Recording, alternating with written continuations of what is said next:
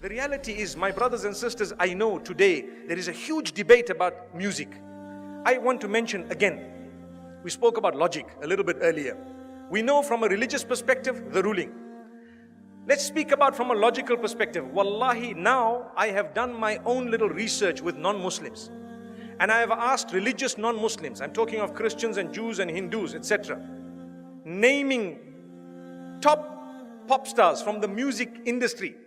Would you allow your children to listen to this person? Never. Would you allow them this? Never. Would you allow them that? Never. Why? It's dirty, it's immoral, it's filthy, it's degrading, and it's unacceptable. Not in my home. But you're a Christian, I know, not allowed. But you're a Jew, not allowed in my home. But you're a Hindu, never, not with my children. Why? Because the industry is dirty, that's what it is. So people argue, no, there is maybe perhaps, I do agree.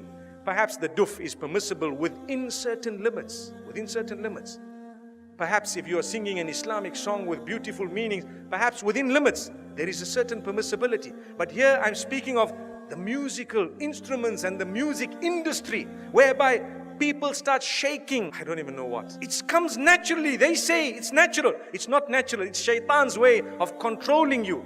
You listen to the beat continues, you start tapping your finger, you start moving your head. A little while later you start moving the top of your body, and a little while later you start moving the bottom of it. May Allah subhanahu wa ta'ala forgive us.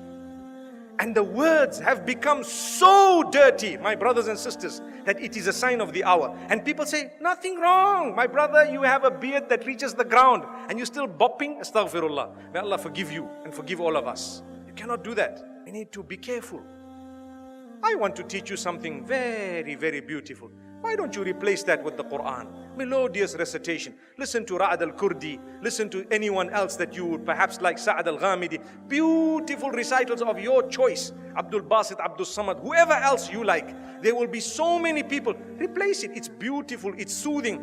Go onto YouTube and check how the non-Muslims reacted to a survey or a little test, an experiment that was done where they were told to listen to this Qur'an without knowing it's the Qur'an and comment about it. Wallahi, now in Europe, the test was done recently and a lot of them say, it's so calm, it's so cool, it's so soothing. I feel spiritual. Go and listen to the answers. It's there live for everyone to see. And we Muslims who have the Qur'an, we are not achieving any soothing, no comfort, no nothing from this. How and why? Surely you can replace it. I would rather be resurrected and arrive in the presence of Allah subhanahu wa ta'ala, having known as a person who gave up dirty music for the words of yours, oh Allah. I didn't want to listen to all of this. I gave it up. I know there was a debate about halal, haram. I do know the majority of the scholars said it's not permissible. I do know some of them said, okay, within a certain scope it's okay. But remember, those who say within a certain scope it's okay, none of them say that the musical industry of today is permissible. Not even one of them. I would rather come in front of Allah and be resurrected as a person who just substituted all of this for the Qur'an.